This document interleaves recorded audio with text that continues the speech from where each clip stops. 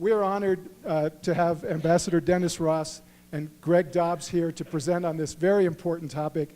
I'm going to introduce Greg. He's going to introduce Ambassador Ross. They're going to do a back and forth dialogue tonight. When we get to the end, Claire and I are going to come around with the microphones for the Q&A. Raise your hands. We'll come to you. We'll do one side and the other side, and we'll go back and forth. When it's your turn, please stand up to ask your question. Now, there are a number of people that are going to be going to a reception after tonight. I'm going to ask you to hold your questions because you'll get a chance to ask those there, and that way more people that are here tonight, there's so many, we can get to those questions. And lastly, because there are so many of you, I'm going to ask you to try to keep your questions concise and direct so that we can get to as many as possible. And if we feel that you're not being concise and direct, Greg or I might say, is there a question in there, please? So thank you for your support with that. So it's our pleasure to have Greg Dobbs moderate tonight. He's a professional speaker on global affairs. He's the author of 2 books, and he was a journalist for 50 years, including 2 years as a war correspondent.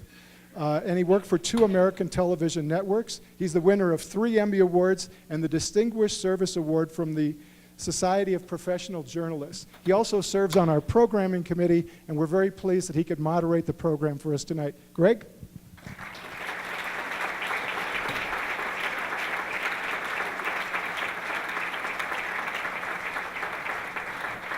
I shall add my thanks to all of you for coming tonight for one simple reason. It is gratifying, and I'm sure Ambassador Ross agrees, to see so many people who are interested in learning more about the world around us. So important, and I wish all Americans had that same interest. First, an informal apology for our informal wardrobe. No apology necessary. Well, no apology necessary. Vail is an informal place. Some of the men here probably had to dig into their closets to find pants that go below the knee. But actually, I picked up Dennis and his wife, Debbie, at DIA this afternoon, and we would have had enough time for him to change into the black tie. But instead, there was a huge tie-up in going through Denver as I was heading for DIA, so I took a detour around the back, and that added some time. Then there was a tie-up at the Eisenhower. Had there been one more tie-up, you would be looking at an empty stage. So we just got here. He's in his traveling clothes. I'm in my airport clothes. But to the program. And here I thought everybody just dressed this way. Everybody. This is what we wear to ski. Yeah, good. I'll begin with a little full disclosure. I have had the privilege of knowing Ambassador Ross since we were teenagers in the San Francisco Bay Area. I did not know at the time that it was such a privilege, but I've learned so since, because Dennis has been at the heart of American foreign policy in the Middle East and back in the day in the Soviet Union for decades. He has been our chief Middle East negotiator. He has served as a mediator and policy maker under 5. I think the publicity for this has said 4, but actually under 5 American presidents.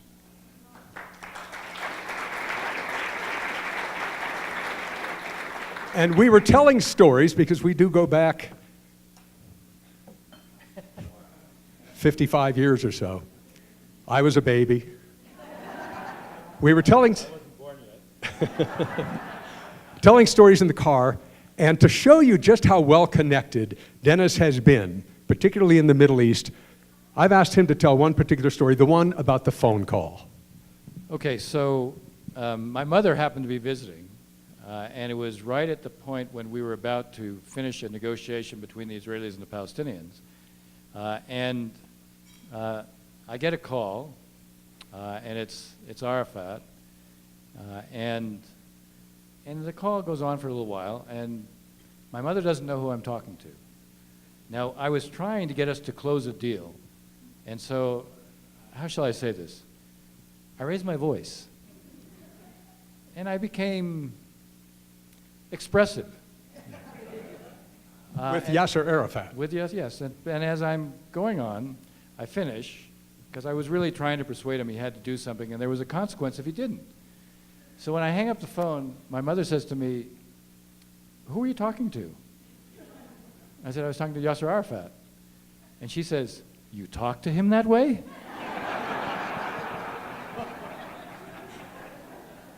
So he's been around. I have my own history with Yasser Arafat, but he never called me at home. Before we get to the program itself, and there's the title, Understanding the Mess in the Middle East and Its Effects on the U.S., which are really two different topics, but I think 10 minutes is more than enough time.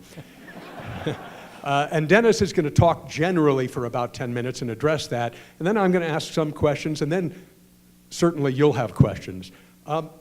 First, I'd like to begin, and maybe you can morph into that with an answer to this question. It's kind of a personal question in a way, Dennis.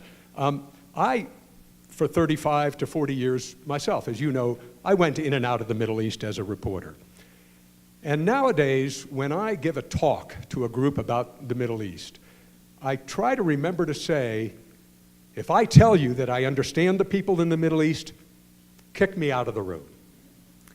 Because our histories are different, our cultures are primarily different, our ambitions and aspirations in many ways are different, our religious alliances are different. But you could not have done your job if you felt the way I felt. So how did you come to understand the people and their ambitions and their bitterness over the centuries? How did you do your job? Well, first, Greg, the first thing that anybody who's really a serious negotiator or mediator has to admit is that they should be humble. Humility is the first order of business.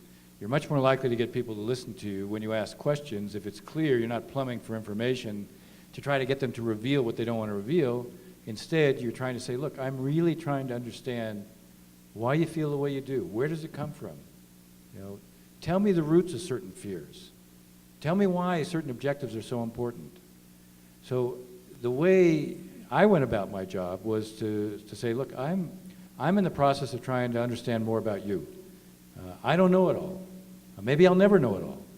But I need to know more from you about what makes you tick, what you're afraid of, what are the threats, what do you have to produce, what do you have to address, what's the story you tell yourself. A very overused word these days is narrative, right? You hear the word narrative a lot. That's not my narrative. I also teach, and when I teach my students, one of the things I say to them is, A, don't fall in love with your own assumptions, and B, be mindful of the stories.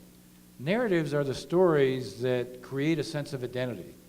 And when you're coming from the outside, you spend a lot of time trying to understand those stories. So for me, this was in many ways a kind of ongoing learning process. I will say this, that when you're negotiating, and especially when you're mediating, the arguments that you hear are so repetitious that you realize that one of your critical needs is to be able, at some point, to make their arguments before they can make them and make them better than they do. And I got to the point where I could do that. Now, it wasn't because I was so smart, it was because I listened. And the mess. The mess. I'm really tempted to sort of say, now take the Middle East, please. Look, let me start with the second part first, and then I'll go back. The mess is a technical term, as you can tell. When you talk about the effects on the United States, look, there are some people who will say, we're increasingly energy independent, so we don't have to worry about the Middle East. That would be fine, except for the fact that we're not really energy independent. Even when we can produce oil to the level where we can export it, even when that's the case, there's one pool of oil or energy internationally, one pool of it. Now, if you cut out a third that goes through the Strait of Hormuz, which is the Persian Gulf, what do you think happens to the price of oil and energy generally? You're dealing with a reality that when you shrink it by 1/3, the demand that exists worldwide isn't going to go away, but suddenly what's available has gone down by 1/3. I don't know how many of you followed this, but a couple of days ago, the Houthis, who are a group basically fighting in Yemen against the Saudis and the Emiratis, and I think we'll have a map at some point up there. See that on, gee, it's really great to have that kind of power, you know? So, there's Yemen, okay? This is the Bab el-Mandeb. There are 3 straits internationally where a lot of oil passes through. This is the one where the most passes through here. The Straits of Malacca are over down there, and here is the Bab el-Mandeb. Now, the Bab el-Mandeb is an area where probably 20% of the world's oil passes through. Now, right now, I think 3 days ago, 2 Saudi oil tankers were fired upon, one of which was hit. Wasn't sunk, but the Saudis announced they will no longer send their oil tankers through here and through the Red Sea to go up through the Suez Canal. Now, if that was something that was maintained for a while, it would immediately increase the price of oil dramatically. And I don't mean to emphasize this is only an economic reality, but what I'm trying to point out is even when we are exporters of oil and we become exporters of natural gas, which we're not quite yet, but we seem to intend to get to that point, even when that's the case, if you have a major disruption there, and right before what happened down here, the Iranians were putting out that, you know, if their ability to export oil was somehow threatened, they would make it difficult for anybody to go through here, where 1/3 of the world's oil is going. If that happens, the price of oil goes up dramatically, the world economy basically takes a terrible hit, our allies are affected even more than we are, and it's very hard to insulate yourself from that. That's number one. Number two, you know, how many people here know what the Las Vegas rules are? All right, what takes place in Las Vegas stays in Las Vegas, okay? Now, what I can tell you about the Middle East, the Las Vegas rules have never applied. What takes place in the Middle East never stays in the Middle East. You had a war, we have a war that's still ongoing in Syria, it's not over, although it seems to be moving in a certain direction. You had the whole refugee crisis in Europe, which has shaken the foundations of the European Union, was triggered by people going from here, going to Turkey, or going out through here, trying in any way they could to get to Europe. This triggered the crisis, the crisis in Europe. So the idea that you can insulate yourself either from the terror, or from the export of conflict, or from the results of the conflicts that take place there, all that's an illusion.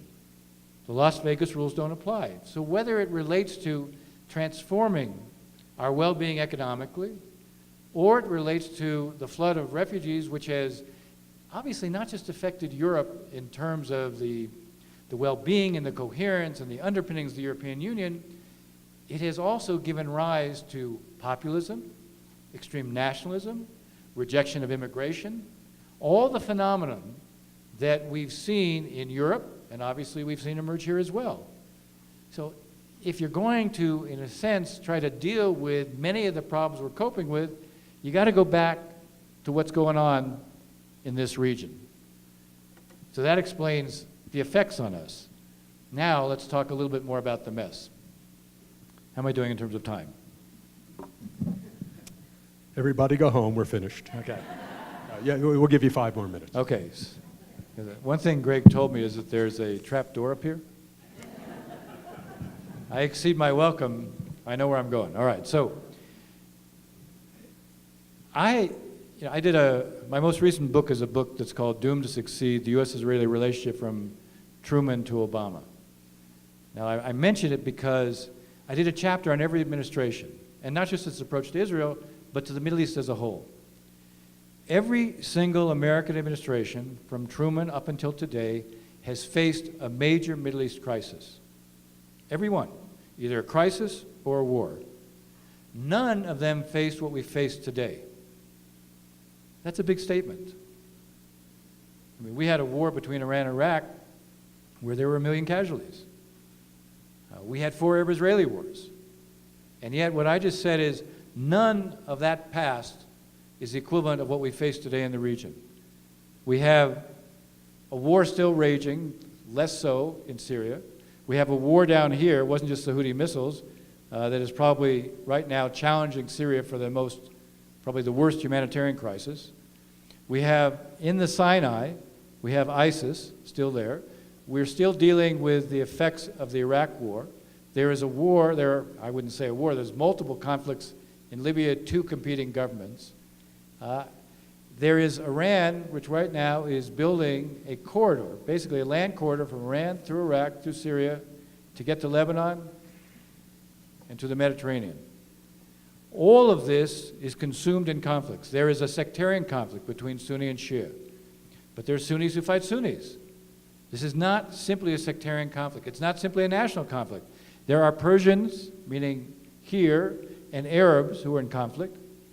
So what you have is an array of different conflicts, and you also have non-state actors who have emerged much more powerfully than we've ever seen before, and they engage in what I'll call asymmetric warfare. It's not just terror. What is Israel facing today? Israel today is facing in Gaza, rockets from Gaza. I mean, there's been a ceasefire that is generally held since 2014. 2014, there was a conflict that went on for 52 days. The Israelis have something called Iron Dome. It's an anti-missile missile. Each Iron Dome costs 10 times the cost of the rockets that they shoot down. But because they can be fairly selective in terms of only going after those rockets that are going towards a high-value issue like populated areas or a military target, they're able to control their ability not to have to react to each rocket by going back into Gaza. But it's heating up. We're very close to another eruption in Gaza. It could go either way right now. At the same time, Israel is dealing with the increasing Iranian entrenchment within Iran, the increasing Iranian entrenchment within Syria. Israel has conducted, even though they don't admit it, Israel has conducted more than 150 operations in the last, I would say, year to 18 months against Iranian targets or Shia militia targets. Why? Because the Israelis are trying to prevent the Iranians from creating the kind of presence they have in Lebanon, right next to it, where Hezbollah has more than 120,000 rockets. Israel is trying to prevent the Iranians from doing the same thing. We have basically left the Israelis on their own. I mean, this administration is rhetorically, symbolically, diplomatically, very strongly supportive of Israel. That's a fact. If I extend a chapter on the book to Truman to Trump, I'll add how diplomatically positive this administration is, certainly at the UN for the Israelis. But when it comes to the Israelis having to deal with Iran and Syria, they're completely on their own. 150 operations, they're completely on their own. Now the Russians, in effect, have given the Israelis a free hand to carry out the operations, but they've also given the Iranians a free hand to expand within Syria. The Russians are increasingly becoming the main arbiter, certainly of Syria, increasingly in the Middle East. The Russians are not a stabilizing force in the region. We, at this point, are largely taking ourselves out of the region. I can understand why. We are wary of being involved in Middle East conflicts. We are weary of being involved in Middle East conflicts. The problem is, and maybe this is where I'll wrap up because this kind of at least creates a context, the problem is when you take yourself out of the Middle East, you create a vacuum. And when you create a vacuum, the worst forces fill it. To give you a sense of that, in Iraq, we created a vacuum because we removed Saddam Hussein. And we had no plan for what came after, or the plan we had was one that wasn't relevant to Iraq. In Syria, because President Obama looked at the lesson of Iraq and basically said, that's the last thing I'm going to do, he was so reluctant to be involved that contributed to a vacuum. So in one case, we overdid it. In the other case, we underdid it. We're looking for the Goldilocks solution. We've got to find that pathway where we do enough to ensure that vacuums don't get formed, because when vacuums are formed, the worst forces fill it, and sooner or later, given what I was describing, giving the effect on us, it draws us back in. So here's the question. And this kind of combines the idea of the mess in the Middle East and the effect on the U.S. We have been, the United States, has been the go-to nation for decades, really ever since we made a better offer to Egypt's President Nasser than the Soviet Union did. We've been the go-to nation. As you point out, we're not anymore. Number one, could we get that status back? What would it take? And number two, as you've said, if we don't, then the worst forces fill the vacuum. But how much would we have to give up to become the go-to nation across the region again? I don't know that it would require us to do dramatically more than we are doing, but it would require us to do the following. We have Sunni Arab states, right? Just another little factoid about the Middle East and the world more generally. Most of you have heard of Sunnis, right? Most of you have heard of Shia, right? Okay, so 85% of the Muslim world, there's 1.4 billion Muslims. 85% of the Muslims worldwide are Sunni. 15% are Shia. Now the 15% who are Shia, well, they're in Iran, and they're in Iraq, and there's some, they're in Lebanon, and you'll find there's a pocket here in Saudi Arabia. This is the conflict there is, in a sense, being, I would say, the microcosm is in Syria. Now the Sunnis, right now, the Saudis, the Emiratis, who are in here, right there, they view what Iran is doing, especially the land corridor I was talking about, they view that as an existential threat. One of the interesting differences between the Israelis and the Saudis, the Emiratis, the other Arabs, is that the Israelis looked at the nuclear program and said, that's an existential threat. What the Iranians are doing in the region, they didn't like it, but said, all right, we can cope with that. For the Arabs, what the Iranians are doing in the region, that's an existential threat. Today, even though I will say most of the Arabs are not sorry that President Obama is gone. They felt that he didn't get them. They felt that, the deal with the Iranians, I don't know how many of you ever read the Jeff Goldberg article called The Obama Doctrine, but at one point he said, the Saudis have to learn to share the region with the Iranians. Well, I know what he meant. The way they heard it was that he's telling us to share the region with the predator who's trying to do us in. So Trump comes in, and he's the anti-Obama. That's a subtle way of saying it. And they were thrilled with that. Now, however, they're taking a look at it and they're saying, well, but what exactly is he doing? To answer your question, their concern is the spread of the Iranians. Now, there's nothing wrong with us asking them to be a partner for us. They should take the lead in a lot of respects, but there's an awful lot that we can do. The Russians, since I like to, when I teach, I always ask questions, so I'm going to do it now. How many aircraft do you think the Russians had at the maximum number in Syria, recognizing when I asked the question that the Russians are the ones who transformed the conflict in Syria? They saved the Assad regime. They provided air cover for the Iranians and the Shia militias. They transformed the balance of power, and they've helped to defeat most of the rebels. They're not all gone, but most of them. So what was the maximum number of aircraft they had in Syria when they did that? Just take a guess. Not 200, not 100, 50. They had 50. Their high point, 50. We have, by comparison, today, 500 aircraft in the region. The difference is they were using it for a specific purpose, to have a political outcome. Now they also, unlike us, they treated hospitals as a legitimate target. They thought depopulating areas was a legitimate thing to do. We don't do that. But the point is, if we decided in Syria that we were not going to let them continue to do what they're doing, I don't want to do, you can tell, I can get launched on this and we'll be here until tomorrow morning. So I'll try to control myself. But one of the things today in Syria, this area right here is where the Kurds are and where we have been working with them. We have some people on the ground. Overall, we have about 2,200 people in Syria. Now they're basically in here. So we control this area. This area is controlled by Turkey. Now, we also have one place down here called Al Tanaf. if we were to stay there and we were to work out a deal with the Turks, in the area, in the northeast part, this whole area here would be controlled not by the Russians, not by the Iranians, not by the Syrian, not by the Assad regime.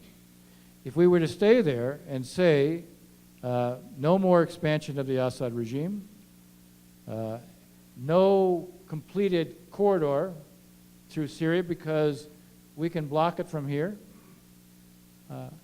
and then we say to the Russians, we're staying here until we work out what is a real political outcome in Syria. We're going to contain the Iranian expansion by doing that. What the Sunni Arab states are looking for is some manifestation that the U.S. is going to play a role in terms of containing the Iranians. What they see today is we have very strong rhetoric towards the Iranians, although today President Trump said that he's quite happy to sit down and talk with them, which I don't object to talking. I spent a lot of my career doing that.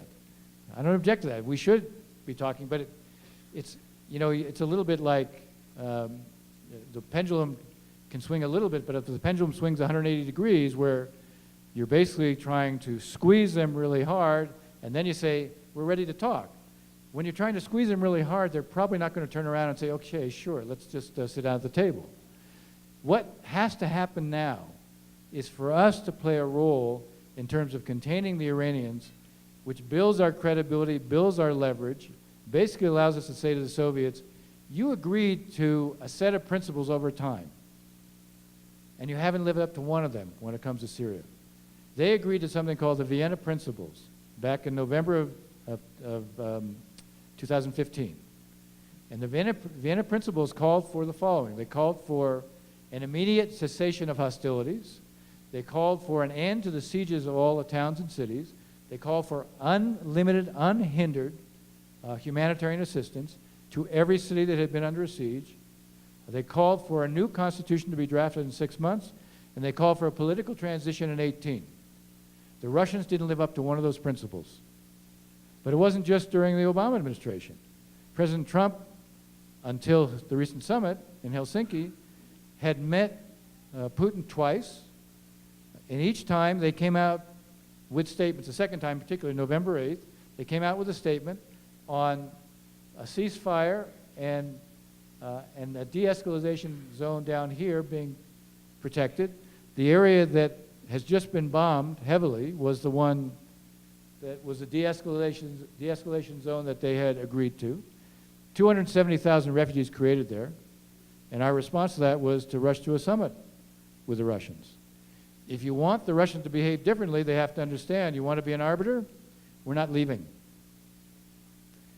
You demonstrate that you're prepared to exercise your leverage, you're going to be able to get the Sunnis to play a more active role themselves on the ground. And by the way, once you demonstrate your credibility, you can say to them, you know what? Cooling down and tamping down these sectarian conflicts is in your interest just as much as everyone else's. If we're going to change the Middle East, principle number 1, don't allow vacuums to form. Principle number 2, create leverage so the Russians have an incentive to change their behavior. We can do more with regard to the Iranians. We can talk more about that. But that's the second major point. The third thing is create actually a political settlement in Syria. The third point is you get the Sunni Arab states to be prepared to do more themselves on the ground. Not because, as President Trump says, I want you to take our place. He asked the Saudis to spend $4 billion in Syria for reconstruction. There's something to that. And then he said, I want you to send your troops. We're getting out. Well, there isn't a chance in the world they're sending their troops if we're getting out. You want them to play a bigger role, they have to see that we're going to play a certain kind of role. All that said, though, it's my experience covering news in Russia before the fall of the Soviet Union and since, that if one thing drives Putin and his foreign policy, it is not obeying the rules, it is not playing a role in the Middle East so much as it is getting a place at the table again, becoming a superpower. That's been his nationalistically based message to his people almost from day one. We were a superpower once, we will be again. So if that is indeed the case, even President Abbas of the Palestinian Authority, as you well know, Denny, has said maybe we'll have the next peace talks, the Israeli-Palestinian peace talks, in Moscow. So what do we do with that? I mean, do you see that as a threat? We've already established the U.S. is no longer the go-to nation. Right. Look, I think you put your finger on it. What is it that Putin wants? A lot of Putin's domestic legitimacy derives from the fact that he did two things. He restored order out of chaos, which was the rule in the 1990s. The country became impoverished. The Soviet Union basically collapsed. You have a nation that went through the trauma of losing its identity. Crime was rampant. I don't just mean kleptocracy, which may be the case still. I mean crime. Law and order was non-existent. He restores order, and then he restores their sense of identity, their stature, their pride, their national pride on the world stage. The more he's out there being seen as being a superpower again, that restores a lot of his personal legitimacy. So the key here is to say, you got a place at the table. You know how you lose the place at the table? When you do things that threatens our interests and stability. So long as he doesn't have to pay a price, why would he change his behavior? There's no reason for him to, and he won't. And part of what has driven him is also a sense of vengeance. He feels that the U.S. exploited Soviet-Russian weakness in the 1990s. So some of this is payback. Okay, he's had his fun, he's had his payback. Now there's a need for us to create some limits. Now, creating limits, by the way, doesn't mean you don't cooperate. You cooperate in the areas where there's a mutual interest. But where there's a competition or where he's doing things that are destabilizing, he has to understand there's a consequence. I'm not sure. I mean, look, I feel when it comes to Russian policy today, the administration is schizophrenic. If you listen to Bolton or you listen to Pompeo, then we're really tough towards the Russians. If you watch the president at his press conference, you obviously draw a different conclusion. Okay, one more quick question, really almost a yes or no question, and then let's open it up to the audience. And it's about the area in which you spent at least the plurality, I think, of your time, if not the majority, and that is the negotiation for peace between the Palestinians and the Israelis, as if it's that simple. As if there's one body of Palestinians, and for that matter, politically, one body of Israelis. But would you say today we are maybe, by some measures, closer to achieving a peace, farther than ever before, or about where we were? I would say in the 30 years I've worked on this, we're at the worst place we've been. I don't say it because the level of violence is the worst it's been. It is not. The level of violence was worse during the Second Intifada. But we're at the worst we've been because there is complete disbelief between Israelis and Palestinians. The vast majority of Israelis are absolutely convinced that the Palestinians will never accept the reality of Israel as a nation state of the Jewish people. And whatever it takes, no matter how long, they won't adjust to that. And the vast majority of Palestinians believe the Israelis will never accept that the Palestinians should have an independent state. That disbelief makes it, first of all, it creates a context. The context is one in which leaders are rare if they're going to act separate from the context in which they're asked to operate in. So there is no constituency, no strong political constituency in Israel today that says, push for a deal. It's not that they wouldn't like it, it's just they think it's completely naive. They think it's completely unrealistic. On the flip side of that, you've got the Palestinians. A, they're split between the West Bank and Gaza, between the Fatah and the PA and Hamas. B, there's a looming succession. Abu Mazen is 84 years old. He's not in great health. And you have everyone around him is positioning themselves to succeed him. Succession periods are never characterized by accommodation. You don't win in the succession by saying, gee, you know what? I think I'll be more reasonable towards the Israelis. You compete to see who can be more pure. It doesn't mean, now what I just described outlines why it's bleak. Now, because I don't want you all having to leave here taking antidepressants, let me suggest there are things that could be done even though the disbelief creates a terrible context. There is one new factor, and the new factor are the Arabs. You have a relationship between the Sunni Arabs and the Israelis, which if I'd had this during my time, there's a lot we could have done with it. In the past, the Sunni Arab position was very clear. whatever the Palestinians accept, we can accept. And they were never prepared to adopt a position in public where they put pressure on the Palestinians to adopt what would be compromised positions.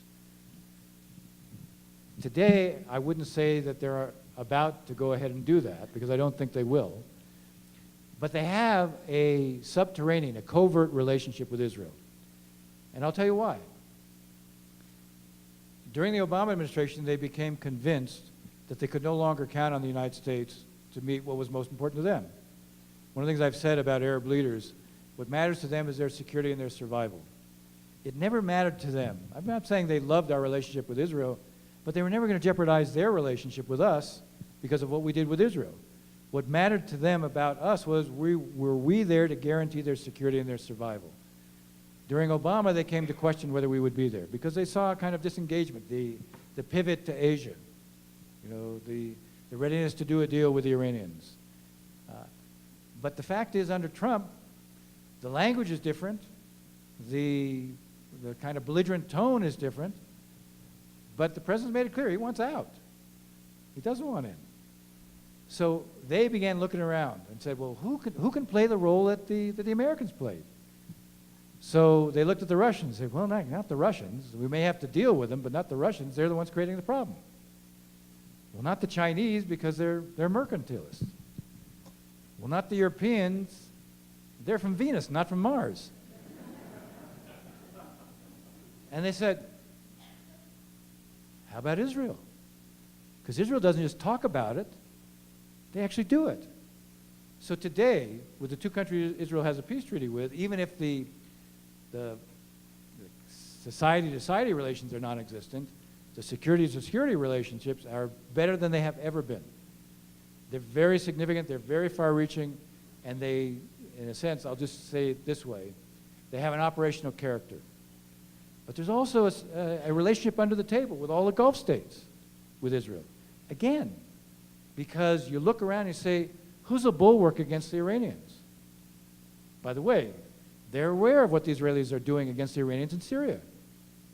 So here, there's a convergence of strategic interests that didn't exist before. And because of that, it gives you a potential to do something. But we haven't approached it the way we should have. What we should have done is what I was saying before. Say to them right here, we're dealing with the threat that concerns you most. This is what we require from you as we do it. You're going to have to put some of your forces on the ground. You're going to have to pay for reconstruction in Syria. And when it comes to dealing with the Israeli-Palestinian issue, we require you to reach out to Israel in public, not in private.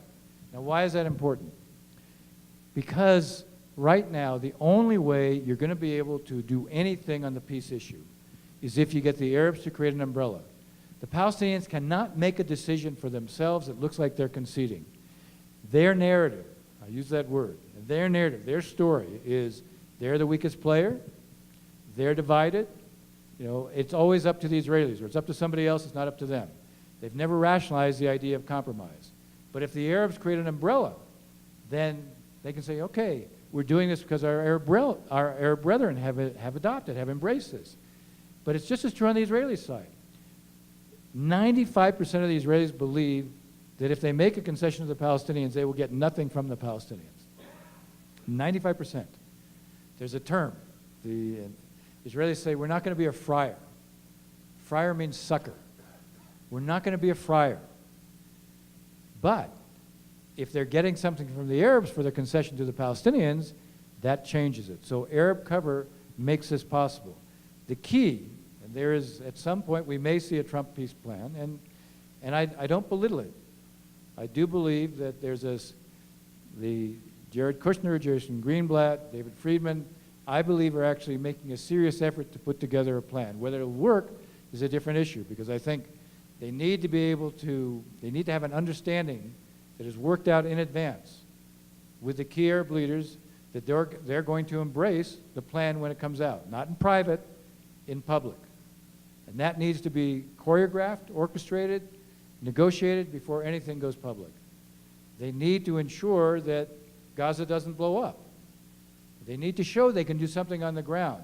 If you're talking about principles for solving the conflict, if you can't do anything that changes what's on the ground, no one's going to believe it. So you really have to have a ground-up approach and a top-down approach. So it's not impossible, and you have something new in the equation. But it's because of the disbelief, unless you begin to deal with the source of disbelief, it's very hard to move things in a more favorable direction. I think most,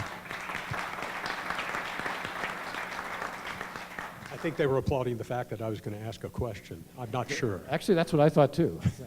Now, most of what you just said, and this is why your explanation is thorough and comprehensive, this is from a journalist. Much of it can be simplistically summarized this way, and it's something you heard many times, I heard many times over my years in the Middle East, saw it manifested, which is an axiom. The enemy of my enemy is my friend. That applies in that part of the world. It applies as much as anything does. Questions from all of you. And before you waste your time in front raising your hands, let's start in the back. Actually, I'm going to start. That never happens. So way back there, I think the microphone is making its way to you. Claire, thank you. Thank you, Ambassador. As a Jewish person of faith dealing with the Middle East, and now we have 3 Jewish negotiators in the United States, how do you handle that with the Palestinians? It's interesting. When I was our mediator, my Jewishness would come up only when I was asking something that they didn't want to do. And you have to understand something. As the mediator, you're the fodder, right?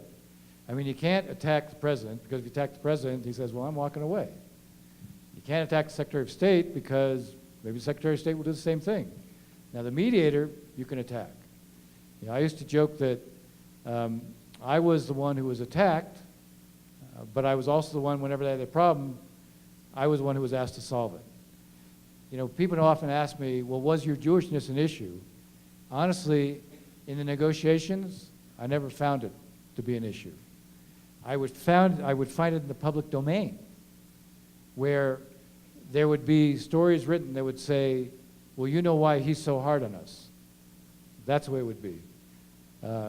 Although I have to, I won't tell that story. Well, maybe I'll tell it in this little tale. I once told Yasser Arafat that Dennis Ross, and I knew he had dealt a lot with Dennis, and I were old friends going back many years, and he said, I admire Dennis Ross because he is Jewish, but he's fair to us.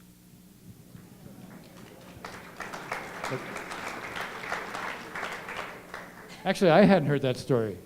Well, I made it up. Well, that's good. No, it's true. Someone else in the back. The first hand that went up, there's a woman with sort of, oh, you've got the microphone, then you're in the back. Ambassador And hold Ross. the mic this way, everybody, Okay. right toward you. Ambassador Ross, the Palestinian-Israeli issue is a major issue, especially from a humanitarian point of view. But from the Israeli point of view, the Iranian issue is an existential issue. Yeah. And they're degrading forces, the Iranian forces in Syria, as much as they can. But they still, of course, have their eyes on what the Iranians are doing in terms of developing nuclear weapons. Where should we stand in relationship to Israel regarding that existential issue? Because it's real. You know, look, that's it's an interesting and important question. Clearly, the Israelis and Prime Minister Netanyahu were able to restrain their enthusiasm for the JCPOA, which was the Iran nuclear deal. I don't mean to make light of it. I mean, Prime Minister Netanyahu looked at the JCPOA and he thought, by the way, not incorrectly, he thought that in fact It didn't prevent the Iranians from getting a nuclear weapon. It deferred the Iranians from getting a nuclear weapon, which is true. What the Joint Comprehensive Plan of Action did is limit the Iranians for 15 years. After 15 years, even though there would still be verification, the Iranians were allowed to build as large a nuclear infrastructure as they wanted. They were allowed, the Supreme Leader had said they were going to have 190,000, what are known as separate working units, different way of saying close to 200,000 highly efficient centrifuges. Centrifuges are it's two different ways to produce nuclear bombs. One is through uranium enrichment, another is through plutonium separation. And in the case of uranium enrichment, you spin something called hexafluoride, which is a gas, in a centrifuge, and it separates out a small amount of material. The larger the number of centrifuges you have that are known as that are put in cascades, the more you can produce. If you were allowed to have close to 200,000 of what turned out to be, they have developed 5 advanced models of centrifuges, which according to the deal, they're allowed to basically install in year 10. What it meant is in year 15 plus day 1, the Iranians would be in a position where they could exponentially increase the amount of enriched uranium material that they had that could be either for fuel or for a bomb. By year 15 plus day 1, you'd have the equivalent of no breakout time. So in a sense, what the Israelis were saying, and some of the critics were saying, okay, you bought 15 years, but in year 15 plus day 1, they could confront the world with a fait accompli. And that's why Netanyahu was so against this deal. Others said, okay, you're buying 15 years. Since you bought the 15 years and you don't really have to worry about the threat for 15 years, why don't you take advantage of the 15 years? Why don't you create an approach that raises deterrence to the point where the Iranians know that if they even move in that direction, you create an international acceptance of our acting, our acting militarily to be able to take it out. Now, Trump, I think there was never any doubt about how he thought about the JCPOA. I mean, he hated the deal, said it was the worst deal ever done, except for NAFTA, which was the worst deal ever done, except for TPP, which was the worst deal ever done. But he hated the deal, and basically, against the advice of some in his administration, he walked away from it. So the heart of your question goes to, so what do you do now? Now, the interesting thing is, the Israelis were happy that he walked away from the deal, because from their standpoint, Iran was put in a position, it wasn't just that in 15 years they could move quickly, it's that the idea of having a legitimized, very large industrial scale nuclear program was accepted. And that was going to be very hard to control. So, in a sense, from their standpoint, okay, now you walked away from the deal, and now you can put real pressure on the Iranians. And that's what the administration is trying to do in terms of sanctions. Now, what's interesting is Iran today is in the throes of a terrible economic situation. By the way, not created by our sanctions. You know why? Because the sanctions don't kick in until later this year. It's not, whatever is being said, it's not because of our sanctions. The oil sanctions, which were the thing that changed basically the Iranian calculus back in beginning of 2012, they don't begin until November 4th. And it's not clear who among the countries that currently buy oil from Iran will respect our sanctions. The essence is we're saying if you want to do business with us, you can't do business with their central bank, which procures their oil. So their situation today where their currency is worth 1/3 of what it was less than 2 years ago. It has dropped in the last 10 days more than 10%. What that means, just to put it in perspective, so if you had $1,000, the equivalent of $1,000 in the bank 2 years ago, you now have 1/3 of that. That's what's happening. You've had bank failures there. You've had complete mismanagement. You have something called boneyards, which are religious trusts that control with the Revolutionary Guard 30 to 40% of the Iranian economy. They have completely mismanaged their economy. Now, looming before them is a reimposition of sanctions. Even if the sanctions aren't going to be completely adopted universally the way they were during the earlier period, during the Obama administration, the Iranians are at a very tough point. Historically, when the Iranians have found themselves in trouble, they've looked for a way out. They haven't changed their strategic behavior, but they've changed their tactical behavior. When I was shaping in the first term of the Obama administration the approach to Iran, one of the things I laid out to President Obama was the only time the Iranians ever change their behavior is when they're put in a position where the price is too high. So the key is raise the price so it really hurts, but leave them a way out. If you corner them, they have only one option: fight back. If you leave them a way out, then you can pursue a diplomatic option. Now, the irony with President Trump is he seems to want to do the deal. Just his approach towards Iran seems to be very similar to his approach towards North Korea. And as I said, today he said he wants, he was asked a question, would you talk to President Rouhani? And he said, I'm ready to talk to anybody. And, I think the problem for the Iranians is they actually have an ideology. Henry Kissinger once said about Iran, they have to decide, are they a country or a cause? And that's a debate within the Iranian leadership between those who think they should be a country and those who see their future as only being a cause. There's a struggle going on there right now. If you ask me, will they look for a way back into negotiations at some point? I think so, but they can't look like they've submitted to President Trump. So what I believe will happen is, I think they'll use the Russians to try to get back into a negotiation, not immediately. But in the meantime, they're going to try to prove to us that when we put more pressure on them, they can raise the cost to us. That's why, out of the blue, suddenly, you have Saudi tankers attacked in here with missiles, and suddenly they're not sending tankers through there anymore. That's why they're organizing within Iran, basically all the Shia militia to try to determine who's going to be the next prime minister. You had an election.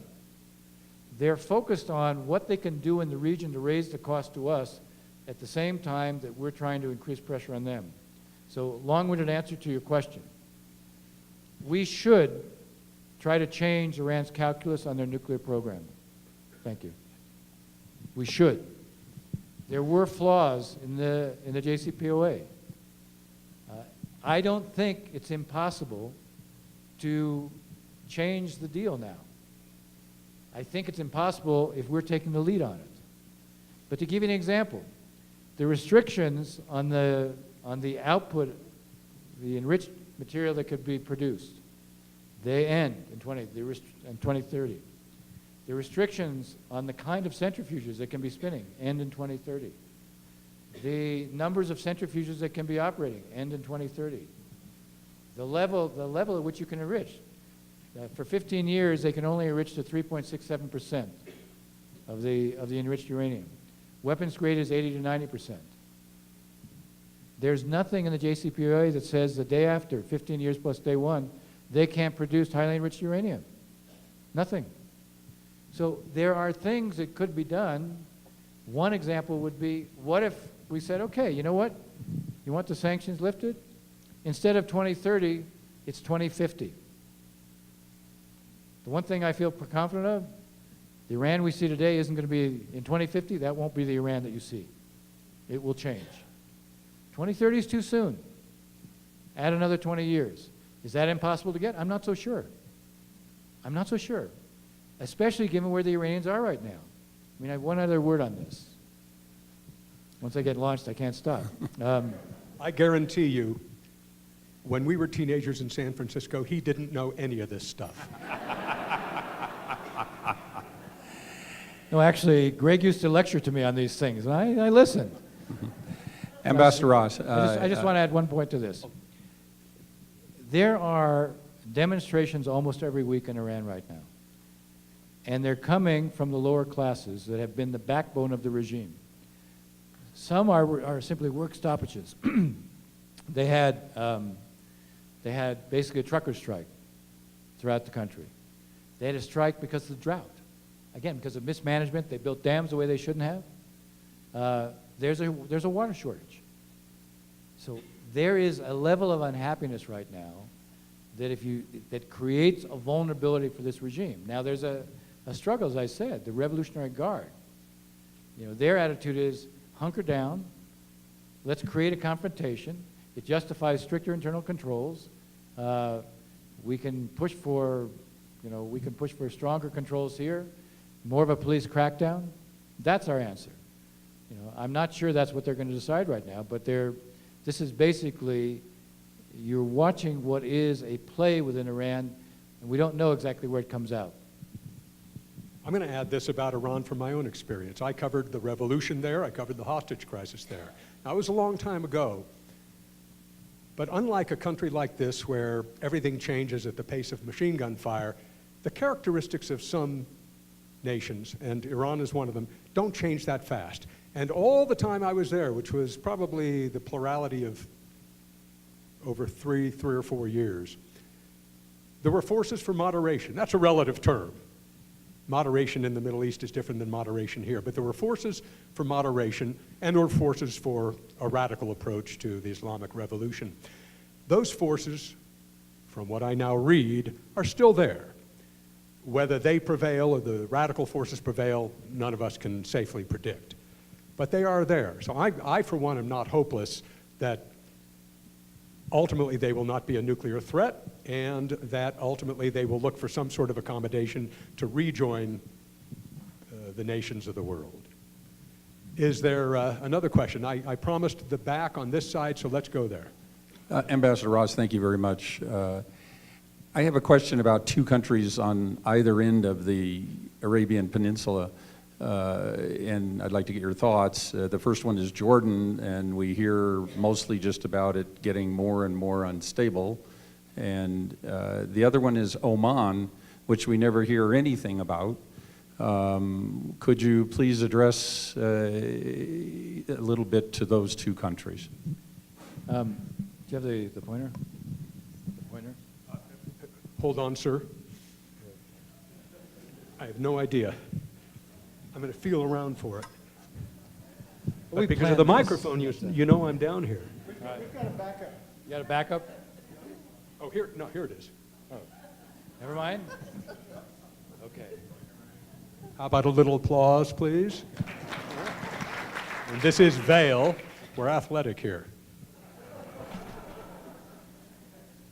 I did have a stopwatch, though, on you and how long it took. No. All right, so here's Oman. Oman has a leader who has been very ill, but he seems to have recovered. Oman is a country that is part of the Gulf Cooperation Council states, but it's the one country of the GCC that really does have a decent relationship with the Iranians. When the Obama administration created a back channel to Iran, it was done through Oman. And Oman tries to be a kind of mediator, as it were. Oman at this point is not what I would say a country where you see a lot of upheaval. On the contrary, the question will be, what's succession going to be when Sultan Qaboos eventually passes from the scene? It's not clear what the succession is going to be, and that I think is an open question. But I was there a couple of times, and with him, one of the things that he has always done, he goes throughout the country, he holds these majlises, he holds these audiences with all the tribes. And the result of it is that there's a very strong level of support for him. A lot of the monarchies, one of the interesting things is when we went through the period known as the Arab Spring, which was probably always a misnomer, but when we went through that period, the upheaval did not extend to any of the monarchies because the monarchies had a dynastic legitimacy. We might question it, but they had it. So at least Oman has been relatively stable. And I don't look at Oman as being one of the countries where you're likely to see a big change, except, as I said, when he passes from the scene. Now, Jordan, I'm going to say something that may surprise you. I do have some concerns about Jordan.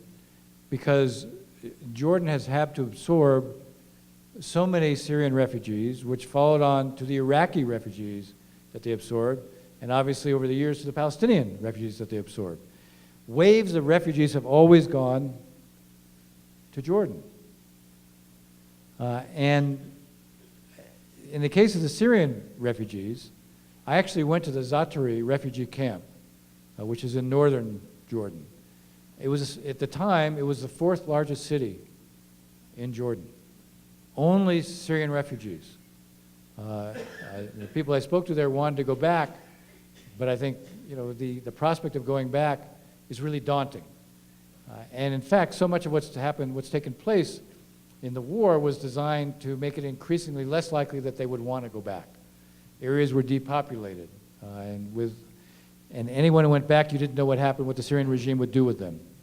In any case, Jordan has had to absorb, by their count, 1.4 million Syrian refugees. The UN's count is 750,000. They get assistance from the outside, but it doesn't come close to covering the needs. So that's a real strain on Jordan. They had a government recently that fell, not the king, the government. There's a prime minister. And typically when there's demonstrations against the government, the king replaces prime ministers. What was worrisome this time is that there were chants against the king. Highly unusual. So the concern about that, number one. Number two, there's no doubt that there have been, certainly in the eastern parts of Jordan, some of the hinterlands, there are ISIS cells that have implanted themselves there. Now, Jordan has effective security. They have one of the most effective security forces and capabilities in the region. The king has, I said, a kind of dynastic legitimacy. It has something else going for it, which is really, I'll describe it this way, and you'll see it's a negative, but it becomes a positive. Because of what happened in Syria, because of the character of that war, and what happened in Iraq before it, it's had a chilling effect. You want to rise up against the king? You want to produce the equivalent of what happened in Syria and Jordan? Nobody has an appetite for that. So that actually creates a pretty strong basis for stability. But Jordan needs to create a more sustainable economy. It needs to create an economy that can be more self-generating. It needs, and the king will talk about this, but they haven't done a whole lot about it. At least they haven't been productive in producing it. They need to be able to create more productive jobs for younger people than they have been able to do. One other thing that, again, gives me some reason to feel, whoop. That's okay, we got the other one. Although I can compare the timing. New model. Go with the tried and true. Actually, you were much quicker that time. Experience counts for something. It works. I'll tell you an interesting story about how to look at Jordan. In the Eisenhower administration, near the end of the administration, there was a judgment made, and President Eisenhower believed in it as well, that the monarchies were basically toast. That was it. They were gone. Nasser was the wave of the future. There was a collective consensus that in the case of Jordan in particular, there was no prospect that the king was going to survive. Well, that monarchy, that was 1958, 1959, they're still there. So, and the regimes that they thought were the way of the future, they're long gone. So before we rush to judgment, it's worth keeping in mind that historic context. Dennis, you mentioned the Arab Spring, and you said it's a misnomer, and I understand that. But at the same time, the name represents the hopes of people at least outside the Arab world, and a lot inside the Arab world, for a greater degree of democracy, a higher level of human rights. What happened? Let me elaborate a little on the question, because while your questions have to be concise, nobody told me. You think of back in the days when I spent probably the majority of my time in the Middle East, almost every nation was, and it's a perfect metaphor for the Arab Middle East, a pyramid, where there was a leader, and the leader's dictates went through the army, and there was order and obedience on the streets. Then came social media, a cell phone in everybody's hand, and the Arab Spring. And my assumption, at least, was this is going to change the landscape forever. But it didn't. The Arab Spring in most places fell apart. So what did happen? Look, you put your finger on what tended to begin to drive it to begin with, which was social media and the internet that allowed people in the Middle East to see how others lived. It created an openness. It produced a loss of fear. And the good news was that there was a sense that why should we have to live this way where corruption is rampant, where any possibility of advance is denied us, where we have no real prospects and no possibility for a future? Why should we have to live that way? And that's what produced people in the streets. The problem was there was no organization. The groups that were organized, like in Egypt, were the Muslim Brotherhood, where they had a connection with every mosque. And they didn't drive this. The Muslim Brotherhood, to begin with, was very cautious because they thought, all right, it'll get crushed, and we don't want to get crushed in the way. Instead, when they saw it wasn't being, and when they saw that Mubarak was gone, then they piggybacked on it, and they took it over because of organization. So the main reason I think it failed was, A, because of organization, and then B, in Syria, you see, basically Assad was prepared to destroy the country to save the regime. If you kill enough people, you can succeed. And he had the backing. He had the backing of the Iranians, and then he had the backing of the Russians. So basically, the lack of organization on the one hand, the wrong forces filling the vacuum that was created, the inability to create a successful model of development. If there's one thing that would change the Middle East, there's two things in particular that could change the Middle East. The most important would be a successful model of development. There has never been a large Arab country that had a successful model of development. And by this I mean modernization, made to be reconcilable with Islam. We've had since Nasser's time, through the Muslim Brotherhood, through Al-Qaeda, through ISIS, we've had extremes who claimed we'll fulfill the legacy, we'll fulfill the promise. This was an area that dominated the world in the year 1000. It led culture, science, math, literature, and it lags behind the world. Egypt today, Egypt and North Korea in 1960, the same GDP. South Korea, not North Korea. South Korea, the same GDP. Today, South Korea's GDP is all the Arab states combined. They know they're lagging behind.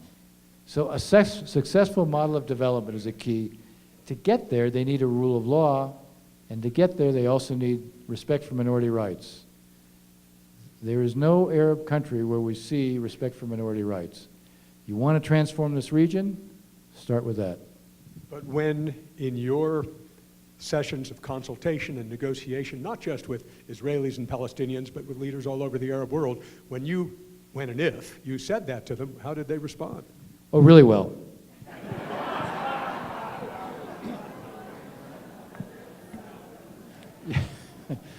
Ambassador Ross. I can tell you.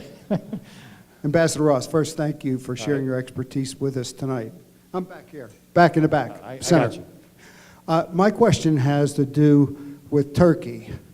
We read that Turkey's developing closer relationships with Russia, that its position in the EU is being threatened. And the Turks in that northern part are trying to be intimidated or threatened by Turkey. How do you see Erdogan's and the position of Turkey as it relates to the Middle East? Look, you have an Erdogan, someone who has now been able through democratic means to seize control of every lever of power. He's been able to end the free press. He dominates entirely the media. He basically has done away with an independent Supreme Court. He now controls the parliament and basically has changed the Constitution to the point where he does all the executive appointments, including the judges, and basically the rules he makes supersedes anything that the parliament could do. So he's created for himself basically the means of a kind of absolute ruler. What's ironic is you're in a country where he was able to play upon what was the resentment of the rural countryside that was more devout religiously and resented what was a kind of urban, liberal elite, secular elite that imposed a way of life on them, going back to Ataturk's time. He was able to sort of seize on that resentment, which is in these times, one of the things, if there's one common theme we see politically, we see leaders who can seize on resentments. And that's something that he was able to do. Now he's doing it in the service of being kind of the new Sultan, the new Ottoman. His attention is focused as much on the Middle East as more maybe than it was on Europe. NATO is still a member, Turkey is still a member of NATO. He plays with the idea that he wants to be part of the EU, but he's looking southward much more than he's looking northward. And he has broad ambitions. Now he himself, his party, the AKP, is a Muslim Brotherhood party. It's an Islamist party. He is introducing more and more religious law into Turkey. And he wants to gain leverage over the areas to the south. Now he's competitive with the Iranians. And as you mentioned, he seems to have a working relationship with Putin. We still have an interest in working some things out with him. Because as I said, there's an area that Turkey controls, I was pointing it out before, in northern Syria. There's an area that, with the Kurds, we control. What I'm worried about is that if we don't do a deal with them, and we lose the ability to control about 40% of Syria, we'll lose any leverage that we have. That creates a strategic interest in Turkey. But I would say our approach to Turkey should be similar to what I was describing with Russia. In the areas where we can cooperate, we should. In the areas where there's a convergence of interests, we should. In the areas where we disagree, we should be clear. And when he does things that are unacceptable, we should be prepared to try to create a price. So it's a challenge because he has very few constraints on him now. And we operate in a system that maybe we're not quite as confident about the system as we have been historically, but the fact is we are a country with institutions and a rule of law. We are a genuine democracy. Congress has a role to play.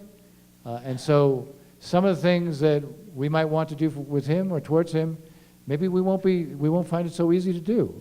But I think as a kind of guiding principle, I think the challenge for us has got to be that focus on the areas of convergence to try to enhance his interest in working with us. And he knows that if we stay in northeastern Turkey, that also builds his leverage vis-a-vis the Russians. If we get out, he becomes more vulnerable. So here's an area where we have leverage and we should use it. And in other areas where we disagree, we have to make it clear. We disagree. We're running a little short we're not running short on time, but we shall be soon.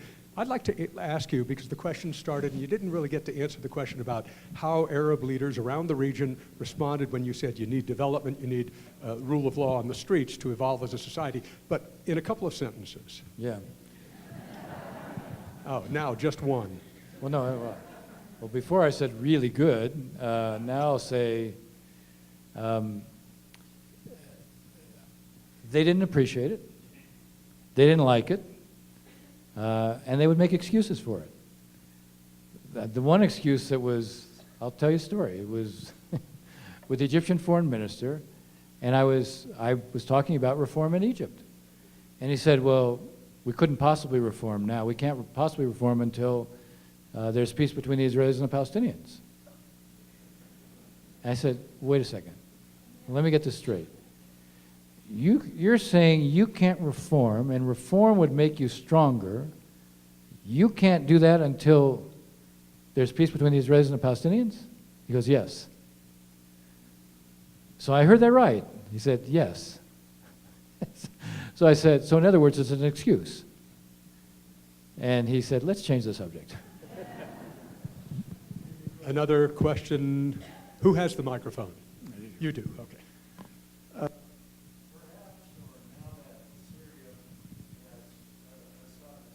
Hold the microphone facing this way toward your mouth.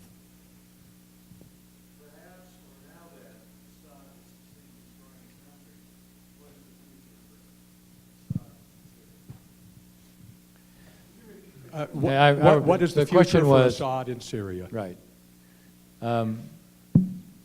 Look, the Russians basically intervened and saved him.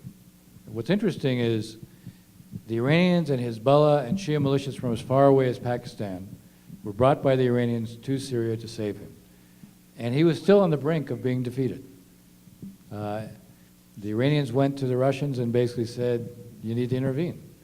And they did. This was basically in the fall of 2015. And they've ensured his survival right now. So his future is, he wants to continue to take back every inch. He needs the Russians and the Iranians to be able to do that. What seems to be the model so far, just I might say, the Iranians go and sort of do the forward scouting of an area. When I say the Iranians, it's the Quds Force. The Quds Force is the Revolutionary Guard. They're the action arm of the Revolutionary Guard. They go, they decide what's the next area that they should try to expand. They bring in Shia militias to basically try to surround the area from different axes. Then they ask the Russians to go basically obliterate the place from the sky. And that's what the Russians do. And that's still going on. So the future for Assad is he has a country that needs at least $300 billion of reconstruction assistance, but that's less important to him than being in power. Over time, the Iranians will probably feel that they're not going to pay for the reconstruction, but they'll try to build industries where they can control things. The Iranians are doing a lot to embed Shia militias in different parts of the country. Even in some places, they're trying to change the demographics. Where there were Sunnis that left, they're being given their property. So if you ask me, what's the future of Assad? Unless something is done to change what I just described, he'll be there for a long time. He's not an old guy. Next question in the back.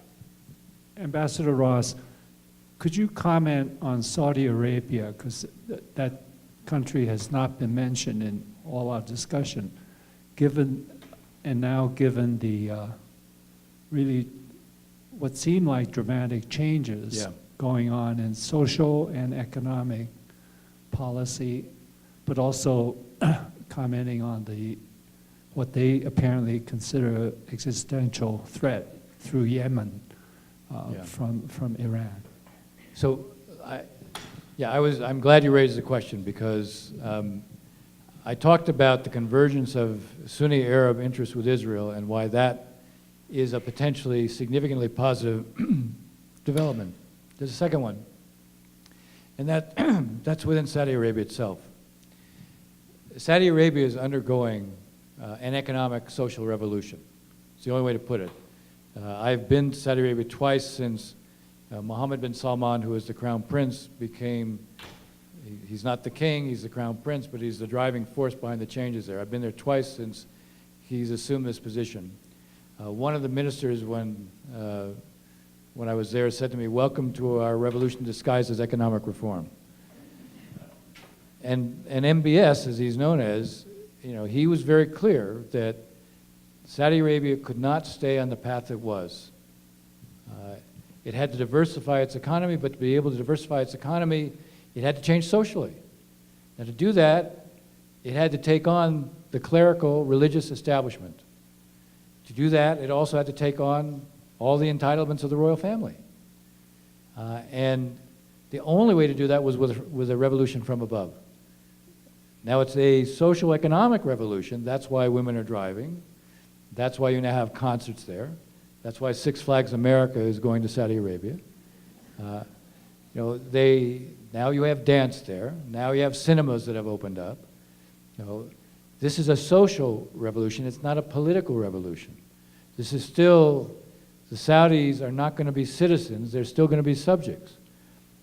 But the scope of the change, and why I say it's socially and not just economically, is not just because of what I just described. It's also because religiously, they're fundamentally challenging religious extremism. One of the things that the king has mandated is that in Medina, there's two, the holies, the king is the custodian of the two holy mosques, and that refers to Mecca and Medina. In Medina, they have established a body of senior religious scholars to go through the hadith. The hadith are the sayings of the prophet. To go through the sayings of the prophet, the hadith, to make sure they're consistent with Islam and the Quran being a religion of peace. This is fundamentally taking on the ideology of Al-Qaeda, of ISIS, basically the Muslim Brotherhood. And so this is a transformation. And what he's trying to do is to build an economic model that also works. This gets back to the point I was making earlier. We have never had a successful model of development in the Arab world. That created a vacuum, yet all these pretenders who came in and said, we're going to restore our glory. Well, if he, in a large Arab country, because Saudi Arabia is over 30 million people, if he's able to succeed in this, then it actually can be transformative for the area. And so even though he's not a Democrat, even though he does things that, I wouldn't be happy about, I'm not happy about, there still are, people get put in jail for dissent, and not just those who are coming from the religious establishment who are being, some of the clerics have been put in jail, and they have been inciting, but also bloggers, liberal bloggers have been put in jail. Some of the women activists who were the drivers, literally to be able to drive, have been put in jail. Some of that is, in my mind, is self-defeating. But the fact is, his overall approach, we have a huge stake in, at least in terms of it becoming successful. Now, why are they in Yemen? Because, again, back down here, they decided they had to establish a limitation on Iranian expansion. The Iranians were using this group called the Houthis, which overthrew the government there. And the Saudis and the Emiratis came to the conclusion that this was kind of an effort by Iran to encircle them. Now, the Iranians view it as a really low-cost way of bleeding the Saudis. The Saudis view it as a way of establishing a limit on expansion and threats to them. When I was in Saudi Arabia, actually what MBS said, he said to the small group I was a part of, he said, look, and this is a very interesting example, he said, we cannot allow the Iranians to create with the Houthis the equivalent of what the Israelis face with Hezbollah. Again, think about the example. Now, one other reason why I have to say I'm fairly optimistic, though it's daunting, he has tremendous support among the young in Saudi Arabia. Their enthusiasm for him is basically, it's almost hard to describe. It's boundless. And you have to recall, or you have to understand, 70% of Saudi Arabia is under the age of 30.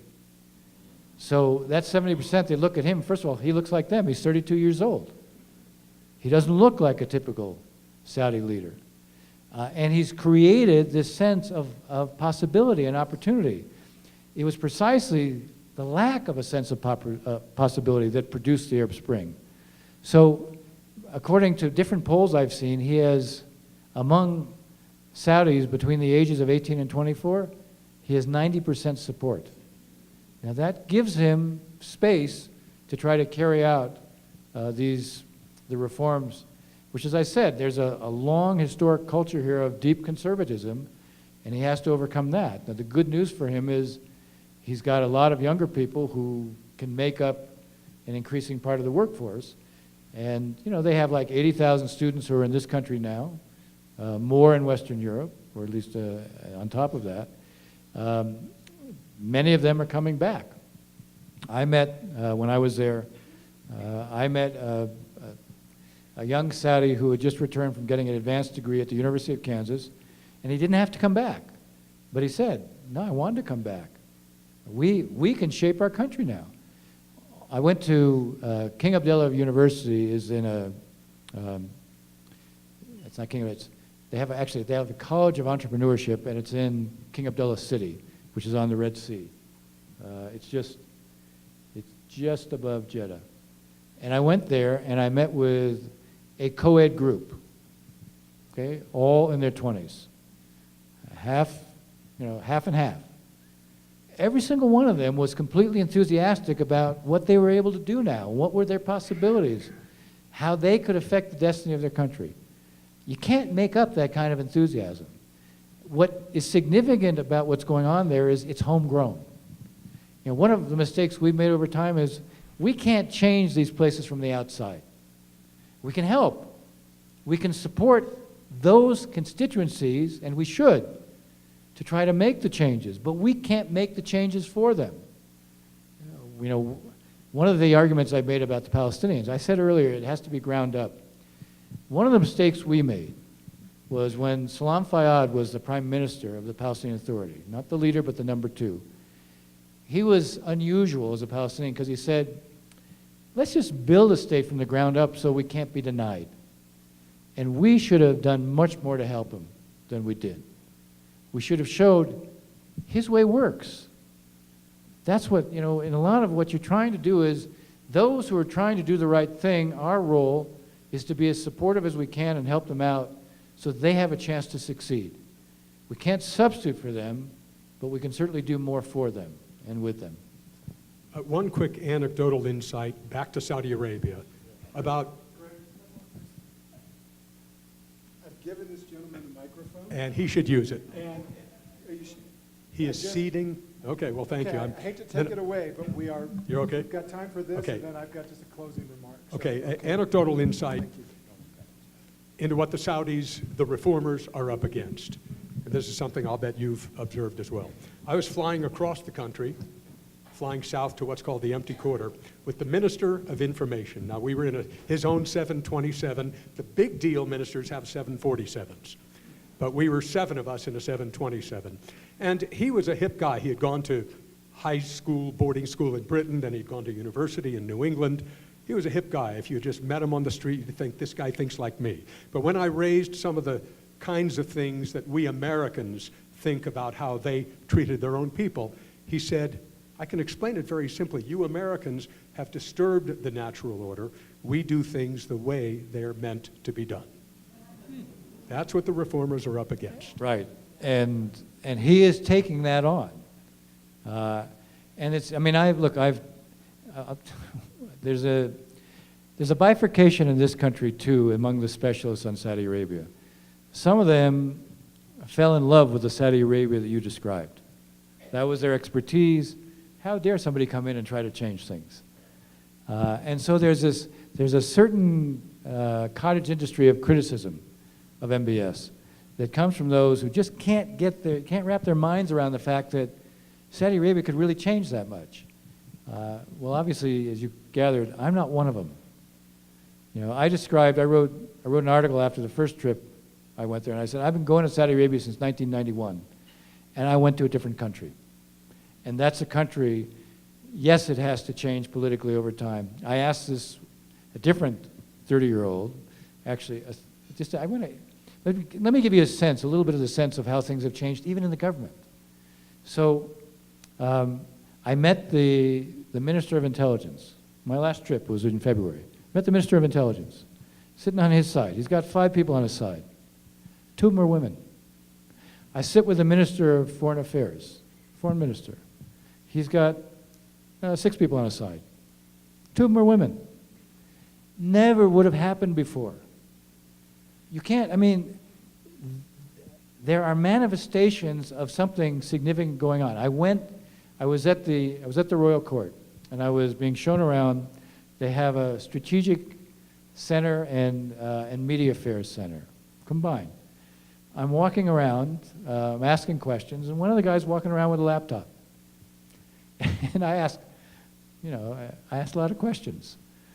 He suddenly says, would you like to see our polling? I go, yeah. And he sits down with his laptop and he shows me their polling. They're polling on every demographic and every attitude. You know, what's the role of government? What's the role of religion? What's the role of women? And you look at this, and when you see the charts, you see, again, because it's weighted towards 70% being under the age of 30, you see the age differential in terms of attitudes. And what's unmistakable is that the vast majority of those under 30, they want the changes. One of the reasons that I think that MBS is able to do what he's done, even though he faced significant forces internally within the family, one of the reasons is I think there's an understanding, if you try to block him right now, you could produce real upheaval in the country, and that's what they're afraid of. And one other thing I've said, I think the old Benjamin Franklin adage applies here within the family. If we don't hang together, we'll hang separately. Hey, Chris, can I ask one more 1-minute question with a 1-minute answer? How about 30 seconds and 30 seconds. Another saying from a different president, well, from a president, speak softly but carry a big stick.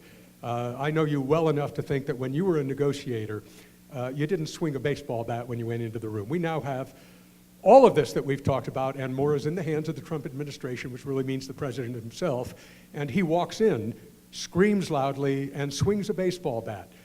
Some would argue that that's going to destroy the prospects for the United States, and some argue that it's going to get us a number of victories. What do you think about that form of negotiation? Could it ultimately be useful and successful? Tough question. Right. So, look, no negotiation works without leverage. If you don't have it, then you just look for the best deal you can get. There's nothing wrong with building up your leverage, but to have leverage, you also have to be credible. Bluster is something that is seen through. So you never, I tell my students, the one thing I never did, I never made a threat I knew I couldn't live up to. So the key here is, if you're going to exercise, if you're going to come on strong, then be able to back up everything you say, because one thing's for sure, if it's going to ring hollow, they're going to find it out. Ambassador Dennis Ross.